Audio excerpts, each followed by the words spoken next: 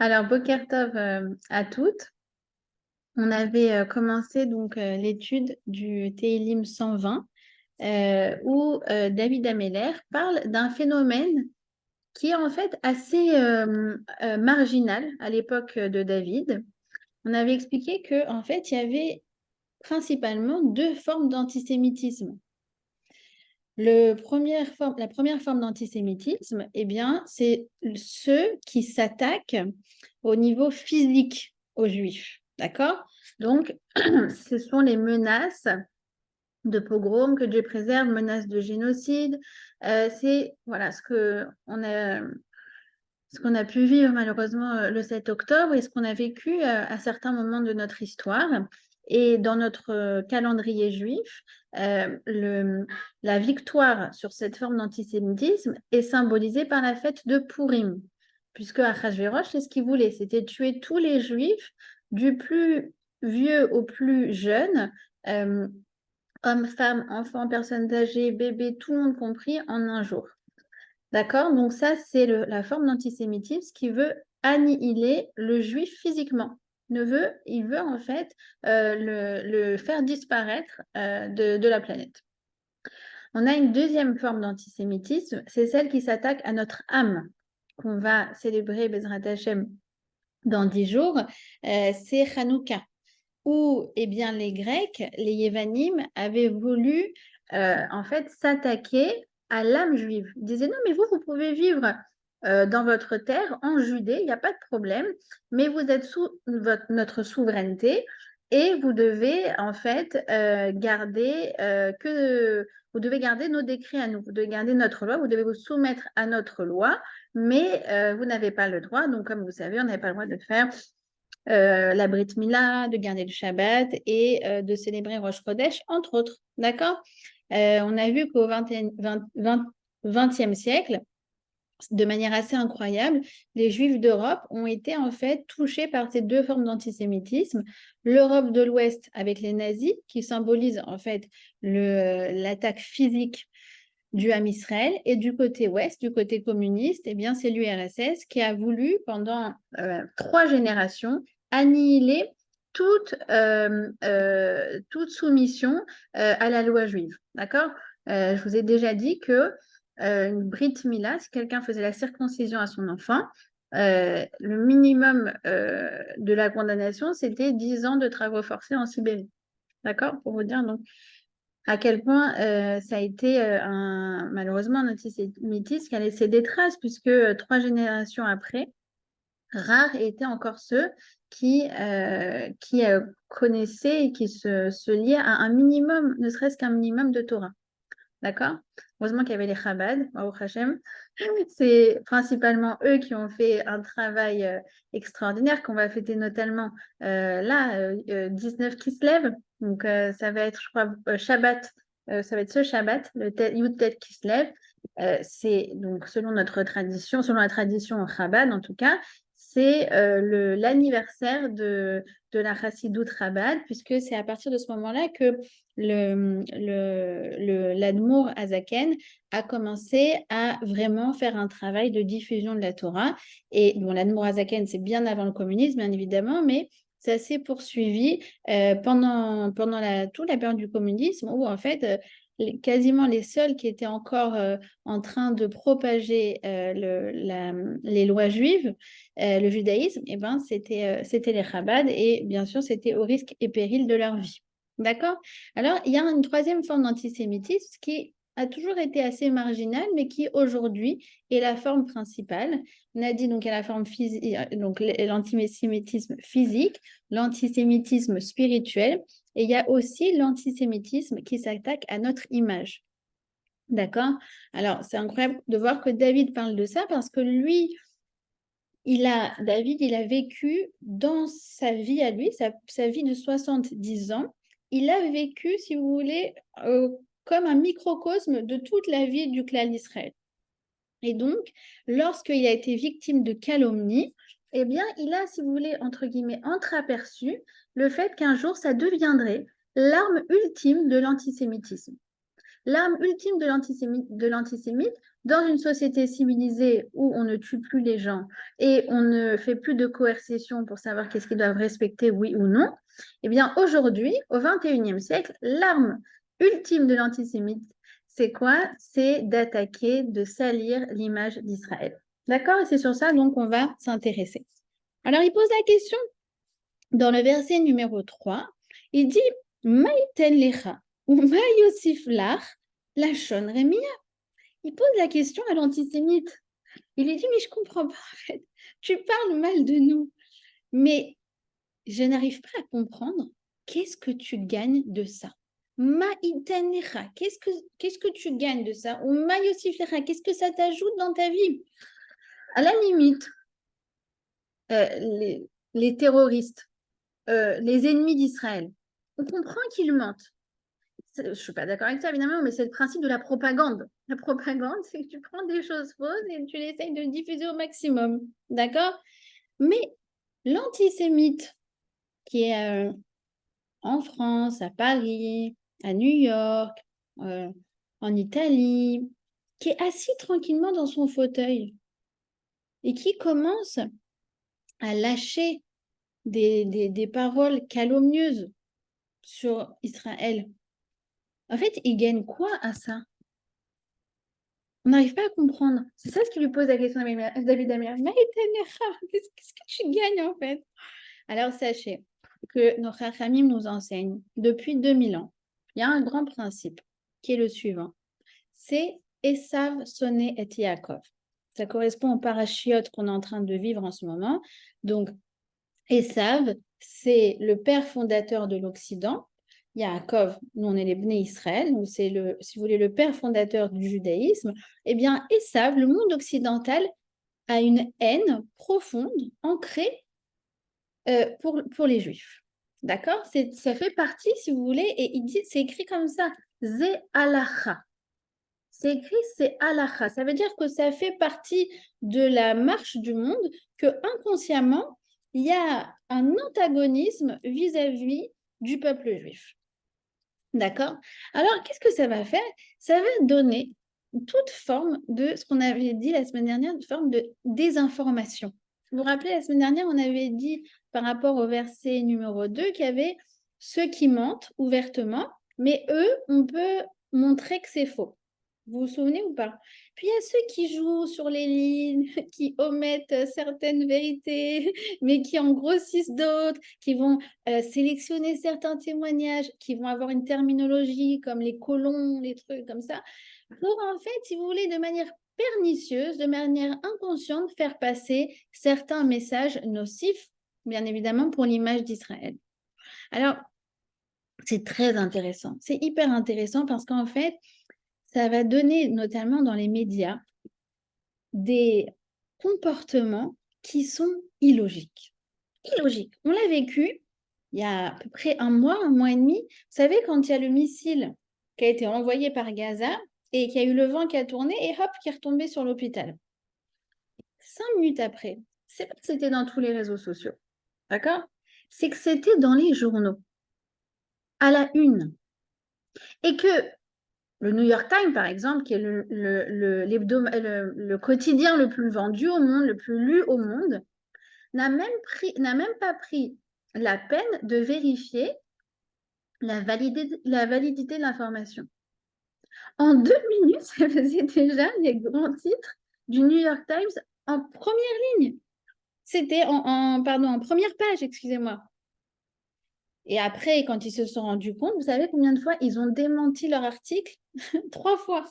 Une première fois, en fait, c'était pas vraiment ça. Après une deuxième fois, ils ont réécrit encore quelque chose et après encore une troisième fois. Mais quel manque de professionnalisme. Quel manque de professionnalisme. Vous êtes d'accord avec moi? C'est ça, c'est-à-dire qu'en fait, on arrive à des comportements qui sont complètement illogiques.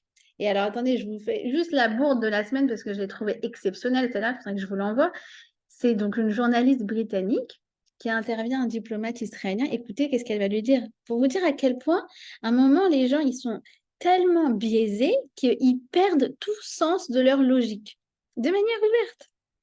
Elle lui dit quoi? Elle lui dit, alors voilà, donc il y a un accord d'échange. 50 Israéliens contre 150 Palestiniens. Je me suis entretenue avec un spécialiste de la négociation palestinienne, un spécialiste palestinien pardon, de la négociation. 50 contre 150, ça ne veut pas dire que vous sous-estimez la vie des Palestiniens. Non, mais c'est pas exceptionnel. C'est pas exceptionnel. Et vous voyez la tête de celui qui est interviewé, il fait comme ça. Il tombe comme ça, après il se reprend. Mais Alors, sur alors, ça, Joy, eh Gabriel, ben, j'ai vu cette interview t'as vu? et je regrette énormément que le diplomate israélien ait été vraiment très, très ébranlé.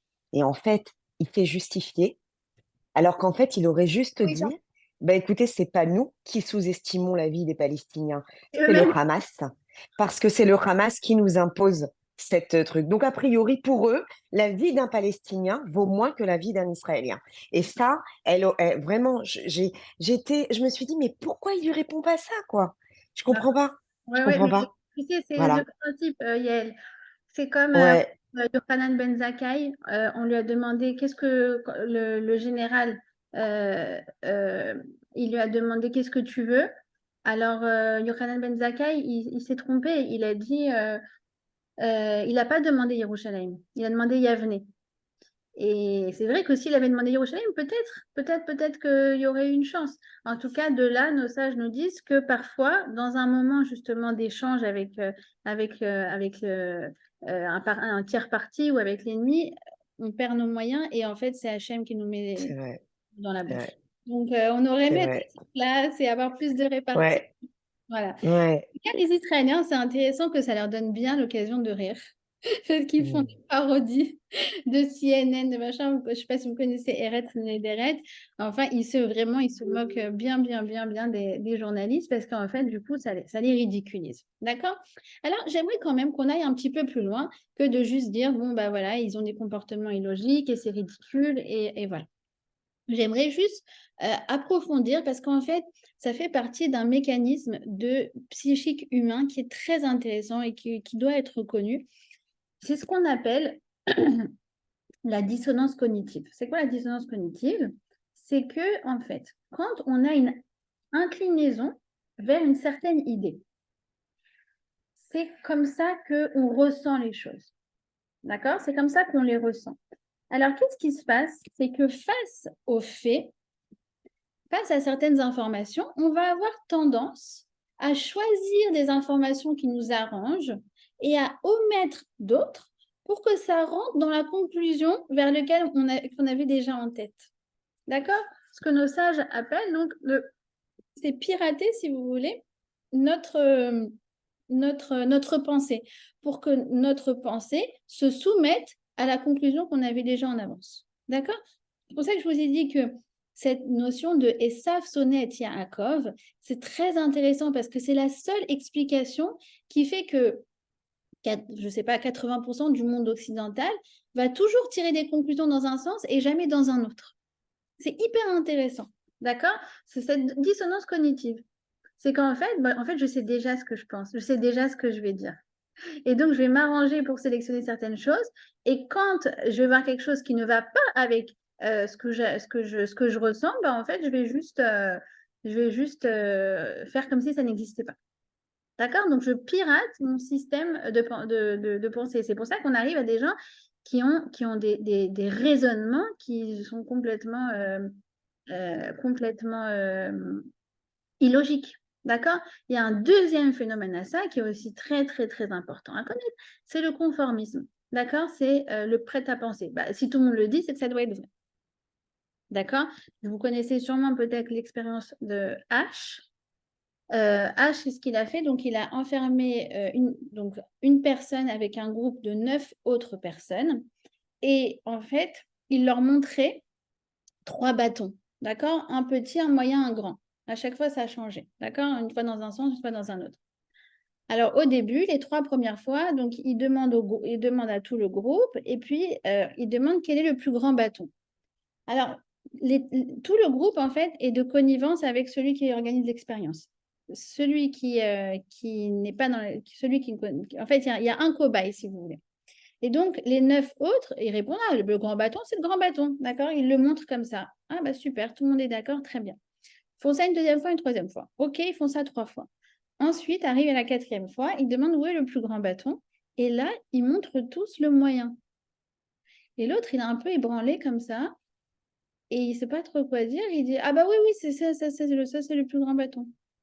Après, il continue avec le plus petit. Il dit, oui, c'est lui le plus grand bâton. Et lui, là, comme ça, il regarde tout le monde. Il fait, ah bah oui, c'est ça, c'est Alors, vous savez, donc ils ont répliqué cette expérience à grande échelle. Eh bien, 75% des gens se conformaient à l'opinion publique.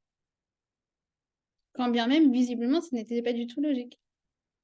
D'accord? Bon, alors, les résultats, ils dépendent un peu des cultures, mais globalement, 75% des gens étaient prêts à dire une aberration parce que c'est ce que tout le monde pense. Et donc, si tout le monde le pense, sûrement que c'est vrai. D'accord? Excuse-moi, j'ai une question. Yannel. Regarde, je sais pas que tu as déjà répondu à ça, je sais pas, dans le cours dernier, j'ai pas encore rattrapé. Mais du coup, qu'est-ce qu'il faisait David Ameller? Est-ce qu'on doit répondre à ces personnes-là? Est-ce qu'on doit se justifier et prouver par A plus B qu'ils ont tort? Ou laisser?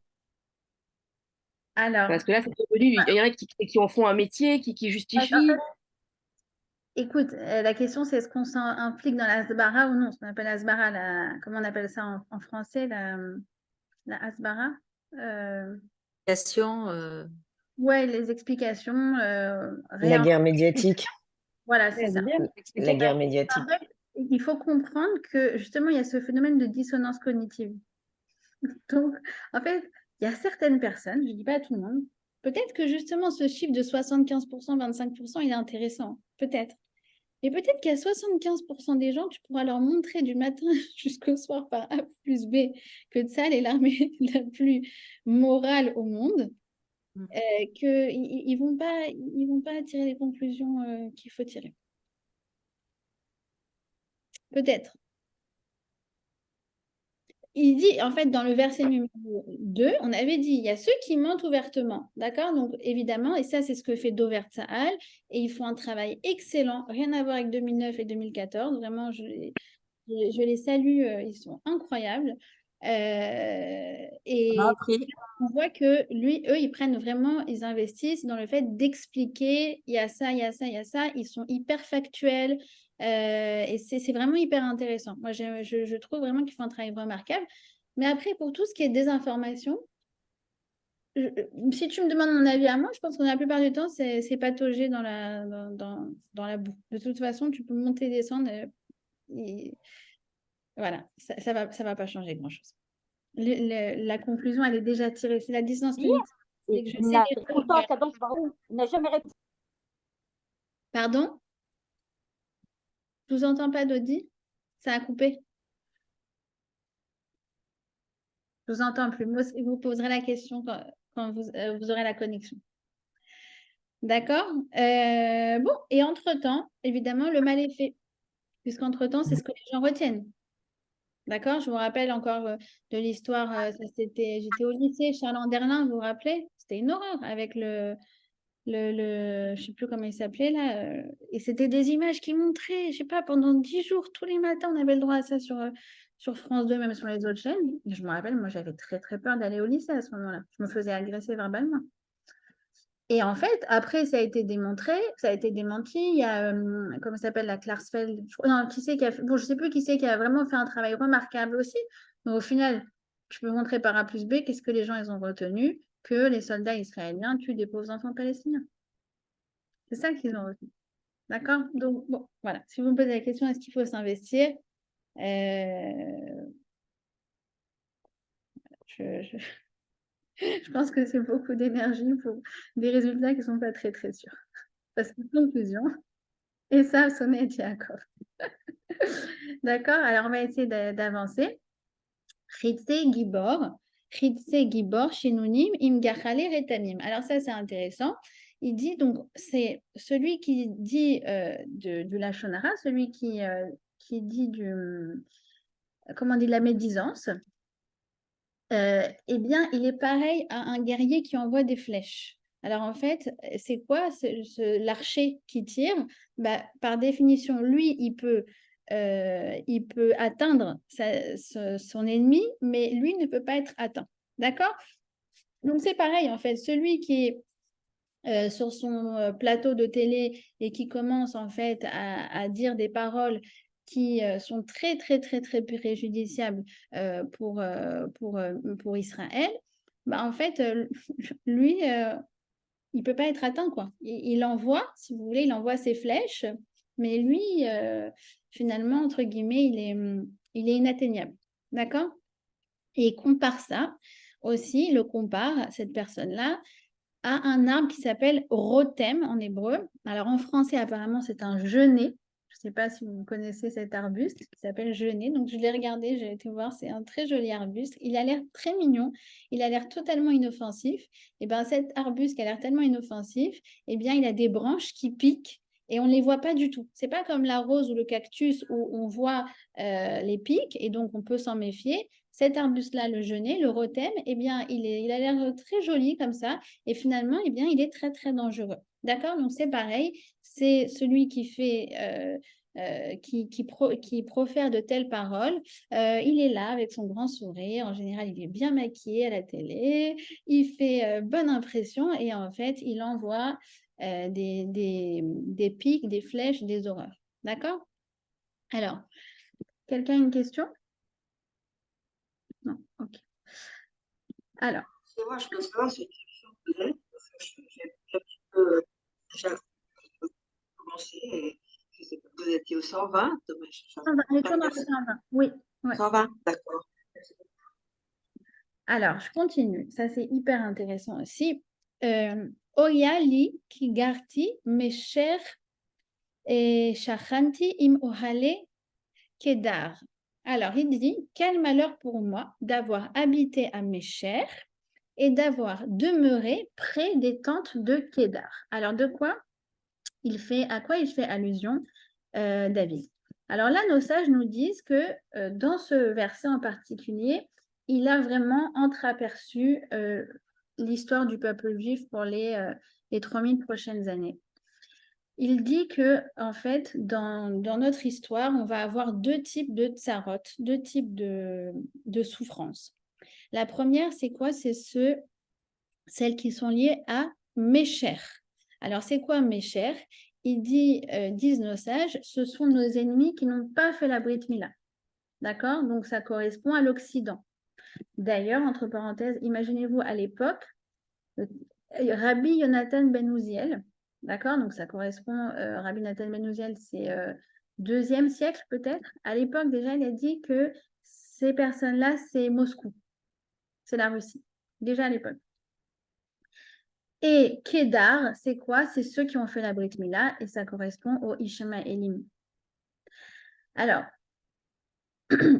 déjà, il faut savoir une chose, c'est que nos sages nous disent qu'à la fin des temps, Esav va s'allier à Ishmaël. D'où ils savent ça? Eh bien, ils savent ça de la paracha la semaine dernière, je crois, où c'est écrit que Esav s'est marié avec la fille de Ishmaël. Et donc, de là, ils en ont tiré la conclusion. Nos Chachamim ont dit qu'à la fin des temps, ils vont s'associer et comme ça, ils penseront qu'ils vont réussir à vaincre Israël. D'accord? Deuxièmement, par rapport à cet enseignement où on a vécu dans l'Occident, on a vécu dans l'Orient, ça correspond, si vous voulez, un peu aussi au monde ashkénaze et au monde séfarade, d'accord? Eh bien, on avait déjà posé la question, mais qu'est-ce que tu gagnes à? Qu'est-ce que tu gagnes à nous nuire? Donc, on avait vu par rapport à Esav, qu'est-ce que tu gagnes à nous nuire? Il gagne rien, il suit juste son intuition première qui est la volonté profonde de nous enfoncer. D'accord? Ce fameux Esav, Soné et Tiarakot. Maintenant, par rapport au Ishmaélim, on se pose la question, on leur pose la question, mais qu'est-ce que tu gagnes à nous nuire? En fait, qu'est-ce qu'on t'a fait? Qu'est-ce qu'on t'a fait? Qu'est-ce que tu gagnes à nous nuire? Et ça, c'est aussi hyper intéressant comme réponse. Pourquoi? Parce qu'on voit déjà à l'époque de Yitzhak, Yitzhak, donc, il vivait en Israël et il était en cohabitation avec les Philistines. D'accord? Et qu'est-ce qu'ils ont fait, les Philistines? Ils étaient tellement jaloux de Yitzhak qu'ils ont bouché les puits que Abraham, son père, avait creusés. Il avait creusé des puits. Et donc, si vous voulez, Yitzhak, bah, super, c'est comme quelqu'un qui va, entre guillemets, hériter d'une PME, d'une petite entreprise, d'accord? Voilà, il peut faire du commerce avec des puits, avec de l'eau, il peut la revendre. Et ils sont tellement jaloux de ça qu'ils vont boucher les puits qui avaient été creusés par Abraham. D'accord? Et là, tu dis, mais en fait, je comprends que tu sois jaloux. Mais si tu creuses ces puits à lui, qu'est-ce que toi, tu gagnes en fait? Tu vas avoir de l'eau? Si lui, il n'a plus d'eau, toi, tu vas en avoir de l'eau? Et ça, c'est pareil. Ça veut dire que la terre de Gaza, ils auraient pu la transformer en un mini Singapour, ils auraient pu investir, ils auraient pu... Ils reçoivent tellement d'argent qu'ils auraient pu vraiment transformer ça en mini Dubaï, quoi. Mais ils ont choisi volontairement de rendre cette terre une terre misérable. Et tu te rends compte de combien cette action de boucher les puits, elle est symbolique. C'est quoi? C'est pas... Quand eux, ils bouchent les puits de Abraham, donc non seulement ça ne leur fait pas en avoir des puits à eux, mais en plus de ça, du coup, ils n'ont même plus d'eau à acheter à Yitzhak. Donc, eux-mêmes, ils souffrent de leur jalousie. Eux-mêmes, ils souffrent des conclusions, des actions qu'ils font pour enfoncer l'autre. C'est-à-dire qu'en fait, il n'y a aucun raisonnement logique qui va freiner leur envie de détruire, leur jalousie et leur barbarie. Vous voyez ce que je veux dire? C'est pourvu que toi, tu ailles mal. Pourvu que moi, je te nuise. Mais attends, mais toi, tu gagnes quoi à ça? Mais même toi, tu te tires une balle dans le pied. Ah non, mais c'est pas grave. Pourvu que toi, tu ailles mal. Regardez déjà à l'époque, ils traquent avec les Philistines. Et la suite exceptionnelle, c'est quoi? C'est que Yitzhak, il est venu et il a recreusé les puits de son père. Il a reconstruit. Et ça, c'est ce qu'on vit, nous, en ce moment. On va et on reconstruit. Et ils vont, les Chayalim, ils vont à Berry, ils vont à Nahal Oz, ils vont dans les kibbutzim, et ils nettoient, et ils arrangent le réfectoire. Pour l'instant, ils ne sont pas encore dans les reconstructions, évidemment, des habitations. Ce n'est pas du tout à l'ordre du jour. Mais ça fait partie de l'esprit juif. Nous, on construit. Et quand on voit quelque chose qui est détruit, on reconstruit. Combien de fois le tombeau de Yosef à Shrem, il a été détruit? Combien de fois il a été profané? Et nous, à chaque fois, on revient et on reconstruit. D'accord? Donc, ça, c'est la réaction juive, si vous voulez, de recreuser les puits de la vie. Ça veut dire on va sur les ruines, on nous a ruiné les choses, et bien c'est pas grave, on a une résilience sans pareil, et on va et on reconstruit. D'accord? Alors, il y a beaucoup de commentaires. Je sais pas s'il y a des questions. Ok. Est-ce que la jalousie de Ishmaël, Yitzhak, voilà, ne serait pas de la rivalité de Hagar et Sarah? Oui, tout à fait. Je vous invite à regarder un cours de Rav Etan Fison sur les 4 formes d'antisémitisme. J'ai trouvé extraordinaire ce cours en 20 minutes. Il parle justement de l'antisémitisme de Esav, de Ishmaël, des Cananéens et de Amalek. Très, très intéressant. Et évidemment, donc, ce qu'il expliquait que l'antisémitisme de Ishmaël, ça provient justement d'une concurrence d'héritage spirituel. D'accord? Le lien, Blinéder, je te l'enverrai, Audrey. Alors, alors écoutez, il continue et il dit Rabat Charna la Nafshi Imsone Shalom. Eh bien, j'ai trop vécu, mon âme a vécu trop longtemps dans le voisinage de ceux qui haïssent la paix. Je n'ai pas besoin d'en dire plus pour vous expliquer ce que ça signifie, hein, le voisinage de ceux qui haïssent la paix. Donc, c'est toute la bande de Gaza, c'est tout Otef Gaza.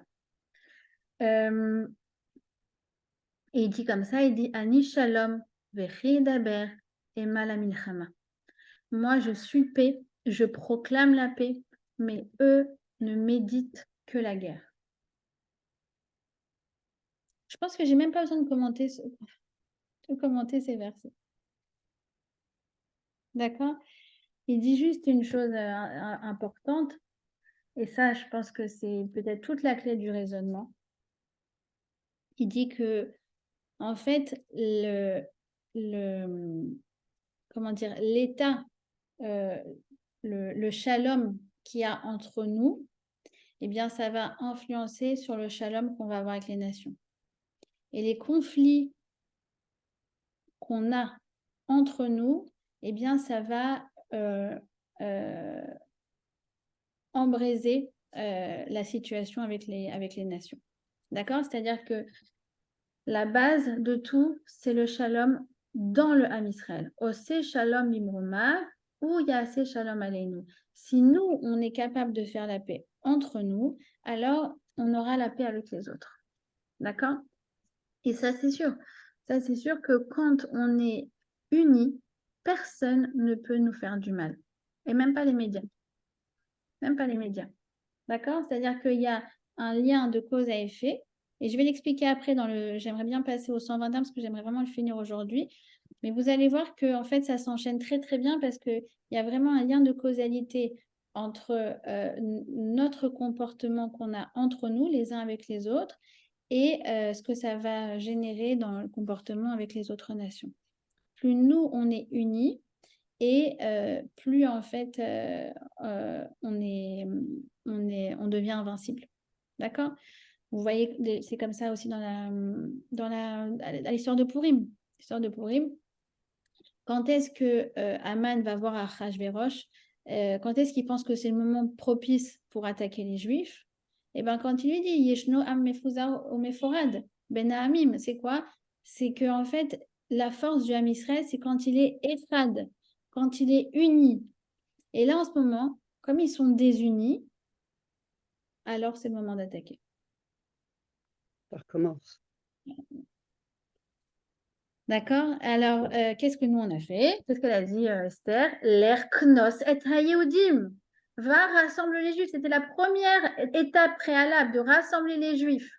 Et après la tchouva, et après les jeûnes, et après la prière. Mais si on n'est pas écha, de toute façon, ça va glisser, ça ne va pas marcher. D'accord? Et c'est là, à partir de là, qu'on a eu le Véna à Fort. D'accord? Donc, encore une fois, on a l'impression effectivement que l'histoire se répète. Ben, c'est comme l'histoire de David Ameller, Joy, avec son armée et l'armée de Ahab. Nahon, je t'ai parlé très très souvent. Je ne vais pas encore le dire parce que j'ai l'impression de me répéter beaucoup, mais je vous ai déjà raconté. C'est normal. Quand on est là-dedans, il faut se répéter. Effectivement, l'armée de David et l'armée de Ahab. Donc, on avait je crois que j'ai dû le dire au moins 10 fois dans des cours. Oui, il faut que ça rentre dans il faut que ça rentre. Si on est dans le... Même si on fait la répétition à fond et on n'est pas unis, ça va pas du tout. Alors, c'est écrit comme ça dans la Gemara qu'à l'époque de David Ameller, notre armée, c'était tous des Talmidei Chachamim, des gens très versés dans la Torah, qui connaissaient très bien les halachot, qui faisaient toutes les mitzvot. Et pourtant, quand ils partaient en guerre, il y avait des soldats qui tombaient. Et à une autre époque, à l'époque de Achav, ce qui est très curieux, c'est que Achav, c'était donc une armée de gens qui étaient impies. Achav lui-même, il avait veillé à mettre des idoles dans tout le royaume d'Israël.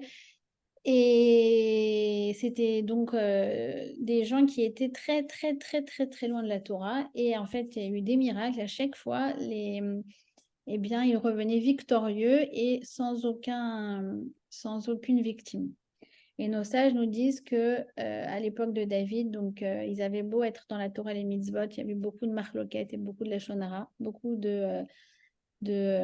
comment on dit marloquettes, de disputes et beaucoup de médisances, justement. Ils n'étaient pas en paix, alors qu'à l'époque de Achav, personne ne disait du lashon hara l'un sur l'autre, ils étaient unis, ils étaient dans la paix.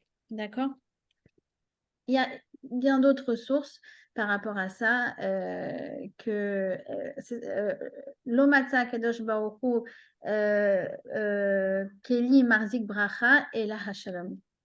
Dieu n'a pas trouvé un autre récipient pour envoyer la bracha que le shalom. En fait, regardez, souvenez-vous de cette image. Quand on est désunis, d'accord? Alors, j'ai beau verser de l'eau, c'est comme si j'avais une carafe qui avait des trous. On est désunis. Vous voyez ce que je veux dire? On est séparés les uns des autres. Donc, en fait, même si Hachem, il veut nous envoyer du shalom, du shefa, de la richesse, de la parnassa, la réussite, ça ne se contient pas, ça tombe.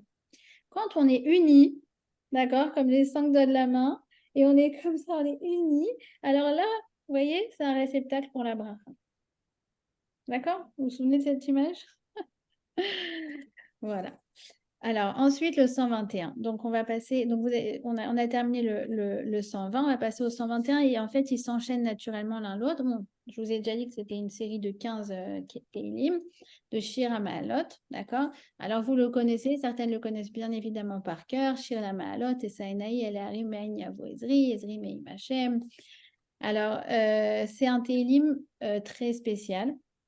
C'est normalement le seul qu'on a le droit de lire la nuit. Bon, alors évidemment, en temps de guerre comme en ce moment, on peut lire autant de Tehillim que vous voulez la nuit. Bon, on en a déjà parlé ça aussi. Et alors, ce qu'il y a de particulier avec ce Tehillim, c'est que tous les autres, les 15, c'est écrit Shir HaMa'alot. Et là, c'est écrit Shir LaMa'alot. Alors, pourquoi c'est avec un Lamed? Parce qu'en fait, celui-là, il a été écrit pour le monde futur. Il fait allusion au temps à venir. C'est Shir LaMa'alot. C'est un shir, un psaume pour le monde futur. D'accord? Alors, il pose la question. Donc, sachez que ce Tehillim, il a été écrit donc, par David Ameller, mais comme je vous ai dit, il y a parfois sur un Tehillim, on va adresser différents auteurs. Et il y a une version qui dit que c'est Yaakov qui l'a écrit ce Tehillim. À quel moment? Au moment où il a quitté ses parents, il a quitté Rivka et Yitzhak, et qu'il était, si vous voulez, en vagabondage. Et à ce moment-là, donc, il a écrit ce Tehillim 121 au moment où il était très angoissé et il était en train de chercher de l'aide. D'accord? Alors, mais Aïn Yavo Ezri, Ezri Me'im Hashem. Donc, d'où vient mon aide? Mon aide vient de Hashem. D'accord? Attends. Oui, je regarde vers les montagnes et je me pose la question, donc, vers d'où va venir mon aide?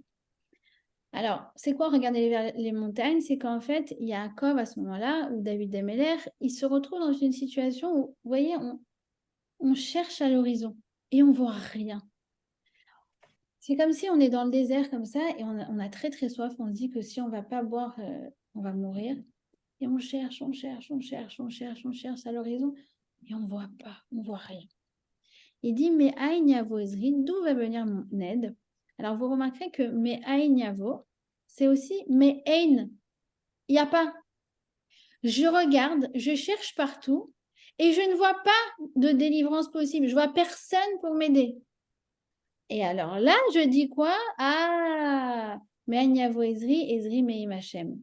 Si je vois personne pour m'aider, alors je réalise que seule la délivrance viendra d'Hachem. Parfois, Hachem, il fait en sorte qu'on se sente seul au monde, qu'on a l'impression que c'est fichu, que c'est mort, qu'il n'y a pas de solution au problème. Pourquoi? Pour que on se raccroche à lui et uniquement à lui. D'accord? Et il y a une explication par rapport au terme de Harim. Donc, Harim, c'est les montagnes. Mais on dit que quand Yaakov Avinu, quand il a écrit ce Tehillim, en fait, il ne disait pas Harim, il disait Horim. Horim, c'est mes parents. En fait, il s'est retrouvé coupé de ses parents, recherché par son frère, homeless, dépouillé parce que son neveu Eliphaz, il avait pris tout ce qu'il avait. Il s'est retrouvé dans une situation très, très, très, très vulnérable, Yaakov. Et qu'est-ce qu'il s'est dit? Il s'est dit, ah, je vais tourner mes yeux vers quoi? L'Oharim, pas les montagnes, mais vers Horim, vers mes parents. Il a été en fait recherché quoi, dans un moment de grande angoisse où il a l'impression que Dieu l'a abandonné. Il a été se concentrer sur ce que tous ses parents ont fait pour lui. Il s'est dit, attends, tu te rends compte, depuis que je suis née, j'ai ma mère qui m'a nourrie. J'ai ma mère qui s'est occupée de moi. J'ai mon père qui était là, qui discutait avec moi, qui me faisait des sourires. Ils se sont occupés de chaque besoin que j'avais depuis petit, depuis le premier jour, depuis la première heure. Et ça, en fait, tout ça, ça provient d'Hachem. C'est-à-dire qu'en fait, Yaakov, il s'est raccroché à des moments de sa vie où il a reçu de la bracha. Alors certes, c'était par des tierces personnes, mais ces tierces personnes, c'était le kéli par lequel Hachem lui a envoyé du bien. Et il s'est raccroché à ça. Il s'est raccroché en fait à tout le bien qu'il a eu dans sa vie. Et ça, c'est un vrai exercice à faire, même parfois pour celles qui sont coachs, thérapeutes, etc., de dire, attends, il n'y a pas tout qui va mal. Je sais que tu es venu me voir pour un problème, mais viens déjà, on constate tout ce qui va bien dans ta vie. D'accord? Je crois que ça s'appelle une des manières de thérapie, c'est la thérapie par les 3 petits bonheurs, je crois. C'est se concentrer, écrire chaque jour quelque chose qui nous fait du bien. D'ailleurs, la jeune Rayelet, la Noah Marciano, ses parents, ils ont retrouvé son journal intime et en fait, elle faisait ses exercices et tous les jours, elle disait merci Hachem, merci pour la terre d'Israël, merci pour tout ce que tu m'apportes, merci pour mes parents qui me donnent de l'amour, merci pour mon travail, merci pour ça, merci pour ça. Elle a vraiment un cahier de remerciements. Et avec ça qu'elle est partie. D'accord, donc ça c'est ce qu'il nous dit Yaakov Avinu. Il dit, il y a des moments dans ta vie où tu vas ressentir une grande angoisse, tu vas avoir l'impression que rien ne va pour toi. Alors raccroche-toi à ces moments où tu as reçu du bien et c'est de là que va venir en fait la bracha. D'accord? Ensuite, il dit quoi? Donc Ezri Meim Hashem, mon aide va venir d'Hachem, Ose Shamaim Vaaretz, celui qui fait le ciel et la terre. Alors, c'est quoi celui qui fait le ciel et la terre? Eh bien, ça veut dire que Hachem, il appartient au monde spirituel, si on peut dire ça comme ça, tout comme il appartient au monde le plus matériel dans ma vie. Il est là, il est dans ma vie, il intervient. Chaque chose qui se passe dans ma vie, en vérité, c'est un masque derrière lequel Hachem se cache. Chaque chose, voilà, ce verre d'eau que je bois là, c'est Hachem qui m'envoie de l'eau. Et le monde, il s'appelle Olam. Olam, ça veut dire Ne'elam, ça veut dire caché, parce que soit tu peux voir ce verre d'eau comme quelque chose complètement indépendant de la volonté d'Hachem, ou soit tu peux voir Hachem à travers ce verre d'eau. Ça, c'est à toi de choisir. Il est là, il est sur terre, il est dans ta vie, et c'est lui non seulement qui contrôle la réalité, mais si tu pousses encore un peu plus, c'est que la réalité des choses, c'est lui. D'accord? Et donc, en fait, ça permet de s'inscrire dans une relation avec Hachem, qui est une relation de remerciement. Dès qu'on voit Hachem dans toutes les petites choses qu'on a, bah, tout simplement, on ouvre les yeux, hop, Modéani les fanecha. Merci Hachem qui m'a ouvert les yeux. David Amelech, il a dit Joy, celui qui a Hachem, dit Tamim. David Ameller, merci Dodi. Il est arrivé à un point où David, en fait, il ne voyait pas la réalité en tant que telle, il ne voyait que le Hachem qui se cache derrière la réalité.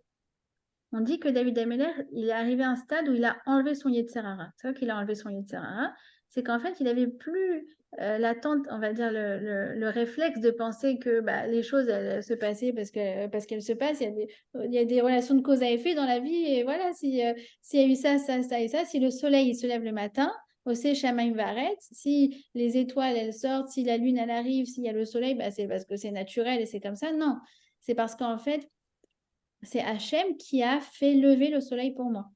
Et d'ailleurs, c'est incroyable parce que ça me fait penser que dans la paracha de cette semaine, justement, il y a Yaakov. Qu'est-ce qu'il va dire? Il va avoir la blessure. Vous savez, il va combattre l'ange de Esav et il va être atteint. Il va avoir une blessure. Et il y a marqué quoi? Il y a marqué que le soleil va guérir sa blessure. Il y a marqué Zarach lo. Le soleil va briller pour lui. Excusez-moi, le soleil, il brille pas pour Yaakov, il brille pour tout le monde. D'accord? C'est-à-dire quoi, le soleil, il brille pour moi? Parce que c'est comme ça qu'un juif, il doit penser. Comme ça qu'un juif, il doit penser. Ça, Hachem, il l'a fait pour moi. Ça, ce verre d'eau, il l'a fait pour moi. Ça, ce petit rayon de soleil, c'est pour moi. Tout ça, c'est pour moi. Il vit en fait dans un monde de Hashgacha pratique, de providence divine qui est ciblé, qui est personnalisé, qui est tourné vers lui-même. D'accord? Comme c'est écrit qu'un juif, il doit penser Bishvili Nivra Olam. C'est pour moi que Hachem a créé le monde. Joy, je sais pas si tu m'entends. Oui, juste, tu parlais de Noah Marciano et ce qu'elle écrivait, voilà, des choses positives et tout. Et c'est vrai que c'est difficile d'entendre ça, quoi, sachant que la suite, c'est très dur pour elle. Tu vois, j'ai du mal à intégrer l'information là. Audrey, tous ceux qui sont partis le 7 octobre, j'ai pas entendu beaucoup de témoignages parce que je me protège beaucoup, mais les rares que j'ai entendus, c'était tous des tzadikim. Ils ont été choisis par Hachem pour changer le destin du peuple juif, pour nous unir alors qu'on était dans un état de désunion pas possible. Tous, tous. Oui, tu l'avais dit dans le cours pour Shabbat. J'avais bien beaucoup aimé ce cours. Yehuda, la Hamoud qui chante Elokai Neshama Shinatata alors qu'il était en chemin pour y aller. Tu te dis, mais c'est quoi ces gens? Alors oui, la façade, on ne voit pas forcément si on a un regard superficiel sur les choses, mais la Neshama, c'était des Neshamot très très spéciales. Moi, je ne vais pas m'éterniser dessus, mais c'est sûr que c'était tous, et il a dit, Rabbi David Pinto, il a dit en l'occurrence ceux qui sont morts dans la fête, il a dit, ils ont eu les quatre comment dire, les quatre quoi? Voilà, en tout cas, ils ont été. Voilà, s'il y avait encore des choses à enlever, alors, entre guillemets, tout a été Effacé.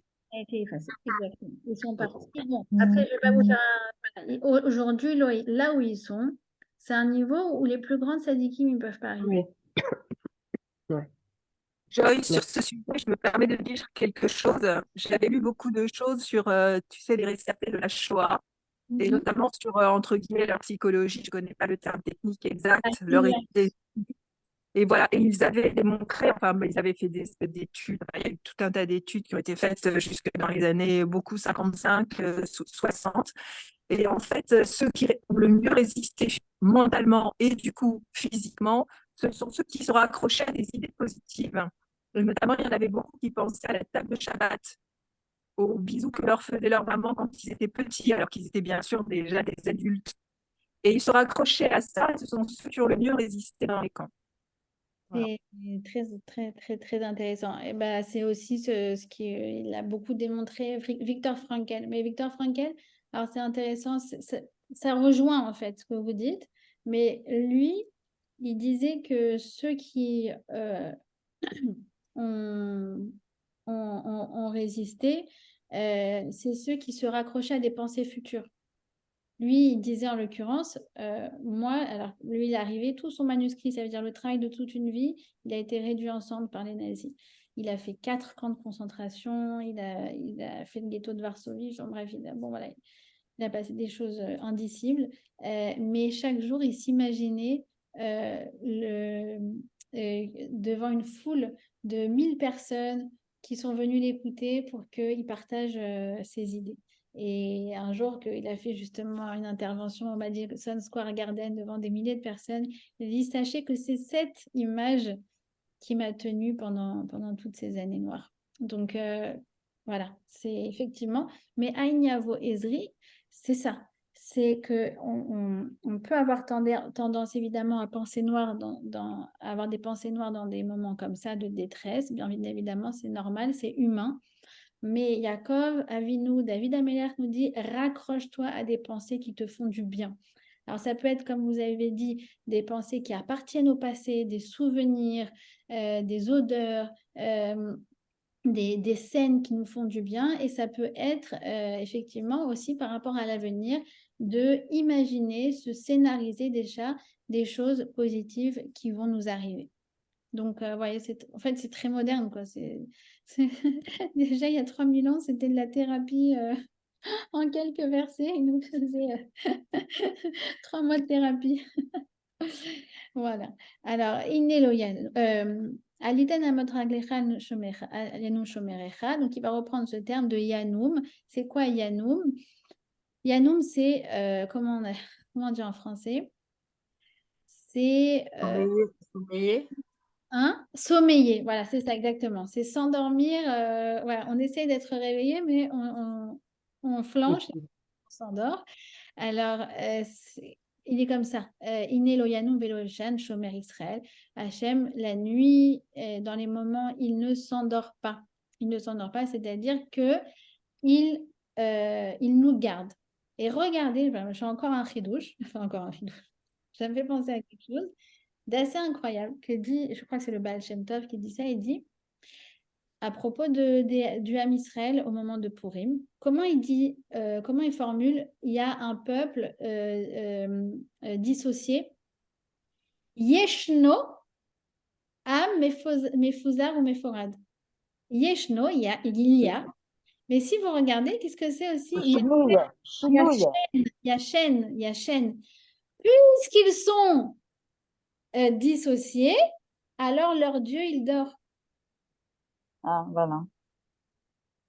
Mais quand ils sont unis, Iné Loyanou Veloishan. Il ne dort ni ne sommeille. Notre dôme de fer. C'est lui, notre dôme de fer. Mais les goyim, ils surveillent tout ça pour s'attaquer à nous. Ils surveillent, ils savent la faiblesse des Juifs. Ils connaissent tout, les salopards. C'est que clairement, au niveau de nos ennemis à Gaza, ils ont dit ouvertement que c'était lié à nos dissensions.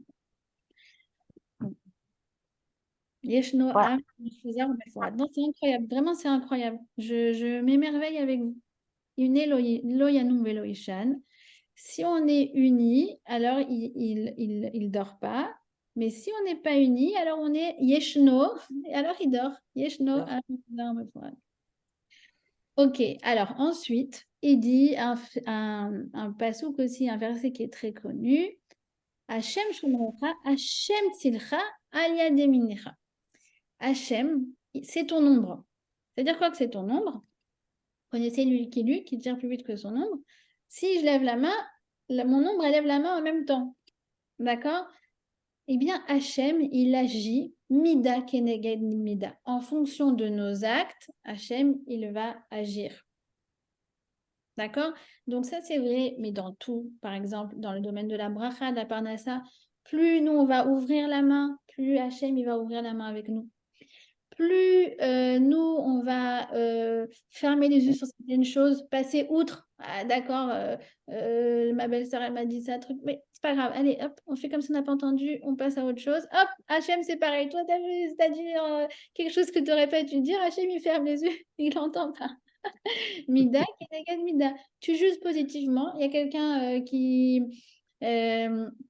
je sais pas, qui te klaxonne, bon, bah, elle a dû se réveiller du mauvais pied ce matin, et c'est pas grave, je pardonne. Pareil, Hachem, il dit, bon, allez, c'est pas grave, elle a pas super bien agi ce matin, mais je la juge positivement, d'accord?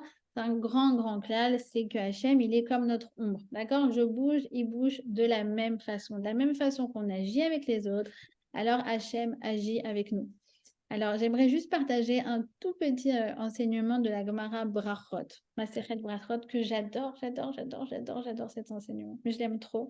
Et c'est quelque chose vraiment qui m'accompagne, que j'essaye de faire. C'est écrit comme ça. Il y a les anges qui vont voir Dieu et qui disent, attends Dieu, c'est pas normal, tu chouchoutes le peuple juif. Pourquoi? Parce qu'il y a écrit Issa Hachem Panav Elecha. Dieu dirige sa face vers qui? Vers le peuple juif. Mais attends, c'est pas normal. Tu dois normalement traiter tous les êtres humains de manière égale. C'est quoi ça de chouchouter juste le Ham Israël? Écoutez la réponse d'Hachem comme elle est belle. Il répond comme ça, il dit attends, tu sais qu'est-ce qu'il fait le Ham Israël? Moi, je leur ai donné une mitzvah Que quoi? Que quand il mange un kazaït de pain, alors, non, pardon, excusez-moi, quand ils mangent du pain et qu'ils sont rassasiés, alors ils doivent me remercier et faire Birkat Amazon. Comme c'est écrit, Va'achalta vesavata ou Ve'achta et Hashem Elokecha. C'est-à-dire qu'en théorie, on pourrait manger un morceau de pain et dire mais non, mais ça m'a pas complètement rassasié. Et on n'est pas tout, on est exempté de faire Birkat Amazon. Normalement, c'était ça la règle. Mais nous, on dit ah non, non, non, même si on a mangé ça de pain, non, on va faire Birkat Amazon. On va dire merci Hachem pour ce mini morceau de pain. Même si c'était pas énorme, même si ça n'est pas rassasié. Alors il dit quoi? Il dit chez Medagdekim, Alatzmam, Al-Kazaït ou Kabetza, eux, ils me remercient pour un mini morceau de pain. Il dit Ayot Israël Medagdekim, les Fénim Mishuratadin, eux, ils font plus que les conventions. Alors moi, c'est pareil. Avec eux, je fais plus que les conventions. J'adore. C'est un des enseignements. Très beau. Ça veut dire, J'ai déjà on est entendu, mais large. c'est beau. Vous savez, on est large. Dans le Ham Israël, on ne fait pas de calcul, surtout en ce moment. Mais surtout en ce moment. Est-ce que tu as déjà vu 200 000 personnes qui reprennent l'avion alors qu'ils n'étaient pas là? Soit ils étaient en vacances, ou soit, Birlal, ils étaient expatriés. Et ils prennent l'avion alors qu'ils n'ont même pas été appelés pour... C'est ce qu'il a dit Rabbi Eliaou? Joy. 2 secondes. Et les Haredim, tout d'un coup, tu as 2000 Haredim qui se réveillent. Non, on va faire l'armée. On vous a rien demandé, on vous a même pas appelé. Et je ne sais plus, quelqu'un a fait remarquer que Poutine, quand il a lancé sa guerre sur un pays de je ne sais pas combien, 200 millions d'habitants, je ne sais pas combien là, donc il a appelé 200 000 personnes. Il a dû à un moment faire fermer les frontières parce que les gens y partaient pour pouvoir avoir son armée de 200 000 personnes. Nous, on est 6 millions. Et en une semaine, on était 400 000 sur le front. Et on a eu un taux de comment on appelle ça, Gius, comment dire, enrôlement, de 100%. Vous voyez ce que je veux dire? Donc, quand tu vois ça dans le Ham Israël et tout le chesed et tous les gens qui sont venus du matin jusqu'au soir, mais j'en connais, elles sont, je vous dis, toute la journée. Elle va faire le barbecue le soir, après le matin, le petit-déj. Après le vendredi, elle fait les chalotes pour 200 soldats. Après, elle Et la fralotte. ils inondent d'amour, ils excèdent dans tout le chesed, c'est incroyable. Et tout ce qui a été organisé comme ça, en à peine 8 semaines. Mais est-ce qu'on a déjà vu un peuple pareil dans ce monde? Alors, qu'est-ce qu'il a dit, Joy, Rabbi Eliaou? Alors, en vertu de ça, Hachem, il va continuer de nous faire des miracles sans pareil. D'accord? Tu sais ce qu'il a dit, Rabbi Eliaou, Zini, de la Yeshiva, ce matin, il a dit que depuis David Ameller, il n'a jamais vu autant d'élan dans le Ham Israël. Jamais. Il a dit, mais depuis David Ameller, il a dit, c'est magnifique. Baruch Hashem, Baruch Par contre, lui, il est contre l'accord. Hein. Ah, bon, ça, c'est compliqué. Je sais pas. Ouais, mais pas rentrer dedans. Voilà. Ouais. Disons que pour l'instant, on est très content pour ceux qui rentrent à la maison. Ah ouais, ben bien sûr. Mais voilà, il faut prier. Vous savez qu'il y a une prière spéciale, il faudrait que je la retrouve, Linda, que je vous l'envoie. C'est une prière pour que Hachem insuffle aux dirigeants les bonnes décisions. Amen. Amen. C'est une prière nous, on doit dire ceux qui ne sont Pour pas... le gouvernement. Voilà. Il faudrait que je la retrouve. Je pense que je peux la retrouver. Je ne l'ai pas dite, mais en fait, je pense qu'il faut vraiment, vraiment, vraiment la dire, cette prière-là, parce qu'il y a des choses historiques qui sont en train de se passer avec des enjeux voilà, pour Très dur. dizaines de prochaines années. Donc, il faut vraiment, vraiment qu'on ait la Siyata d'Ishmaïa dans les décisions qu'ils vont prendre. D'accord? Alors, je vais terminer comme ça, voilà, en 2 minutes. Sur le Télim 121, donc Mama Shemesh le Yakeka, donc il fait référence au soleil et à la lune. Et le soleil, ça quoi? Ça symbolise tout ce qui est par rapport à l'été, quand il fait chaud, etc. Et la lune, c'est le dénuement par excellence. Elle n'a même pas sa propre lumière, la lune. D'accord? Alors, c'est pareil, on dit protège-moi des épreuves de la richesse comme des épreuves de la pauvreté. Et ça, pour le coup, aussi, c'est très lié à notre histoire. Ça veut dire que quand, entre guillemets, le soleil brille pour pour Eretz Israël. Ça veut dire que ça va bien, les startups, la Parnassa, les unicornes et je sais pas quoi et tout et tout. La high-tech, parfois ça nous joue des tours parce que on se sent trop puissant et c'est pas bon. C'est-à-dire qu'en fait, il y a un juste milieu au niveau d'un bon degré de ce qu'on appellerait de vulnérabilité. D'accord? C'est pour ça d'ailleurs que Shlomo Amelech, il a dit à Hachem, il a dit ne me donne pas trop de richesse, ni trop de pauvreté, bien évidemment. Je veux ni l'un ni l'autre. Je veux le juste milieu parce que en fait, c'est la meilleure façon de se relationner à Hachem. À la fois, j'ai la bracha, j'ai la parnassa, la high-tech, ça marche et tout. Et sur ça, je dis merci à Hachem. Et à la fois, je sens que je suis vulnérable et sur ça, je me relie à Hachem, je lui demande de me protéger des éventuels dangers. D'accord? C'est ce qu'il nous dit. Il nous dit que en fait, on aime ce juste milieu qui nous permet de nous relationner à Hachem de la façon la plus idéale possible. D'accord? Ensuite, Hachem shomrecha ishmorcha mikol ra ishmoret nafshecha. Ça fait référence à deux types de nuisances. Celle au corps, d'accord? Donc, on demande à Hachem de nous protéger physiquement. Et ishmoret nafshecha. C'est quoi ishmoret nafshecha? C'est protéger notre mental. Parce que, voilà, tous les traumatismes, les chocs, les déprimes, les angoisses, enfin, tout ce qu'on peut vivre de loin ou de près en ce moment, alors c'est dangereux. Ça peut être dangereux aussi pour le corps. D'accord? Moi, personnellement, je suis quelqu'un de très, très, très sensible et que j'absorbe tout ce qui se passe dans ce pays.